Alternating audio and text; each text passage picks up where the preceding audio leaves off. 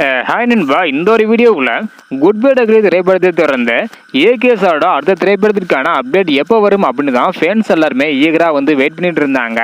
இந்த ஒரு நிலையில் தற்பொழுது ஏகேஎஸ் பார்த்தீங்கன்னா தன்னோட அடுத்த திரைப்படத்திற்கான அறிவிப்பு வெளியிட்டிருக்கிறாங்க.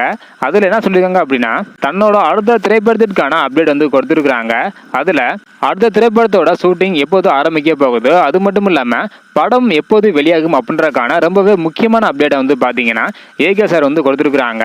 இதை பற்றி நம்ம வீடியோக்களை போய் டீட்டெயிலாக பார்த்துடலாம். அதுக்கு முன்னாடி ஏகேஎஸோட அடுத்த திரைப்படமான 64வது திரைப்படத்தை எந்த இயக்குனர் நல்லா இருக்கும் அப்படின்றக்கான உங்களோட கருத்தை மறக்காம கமெண்ட் பண்ணுங்க. ஸோ தற்போது வரைக்கும் பார்த்தீங்கன்னா மீண்டும் குட் பை டக்லி திரைப்படத்தை தொடர்ந்து ஆதிக் ரவிச்சந்திரன் இவங்க தான் அடுத்த திரைப்படத்தை இயக்க இருப்பதாக சொல்லப்படுகிறது. இதை பற்றி உங்களோட கருத்து என்ன அப்படின்றத மறக்காம கமெண்ட் பண்ணுங்க. ஓகே என்பா, வாங்க நைக்கான வீடியோக்குள்ள போகலாம். ஓகே என்பா, ஆல்ரெடி பார்த்தீங்கன்னா ஏகேஎஸ் ரேஸ்ல கலந்துகிட்டு இருக்கிறாங்க. இந்த ஒரு காரணத்தினால 2025 அக்டோபர் மாதம் வரை சினிமாவில் இருந்து பிரேக் எடுக்க போவதாக சொல்லியிருந்தாங்க. இந்த நிலையில தற்பொழுது சற்று முன் பாத்தீங்கன்னா அடுத்த திரைப்படத்துக்கான அப்டேட் கொடுத்திருக்காங்க.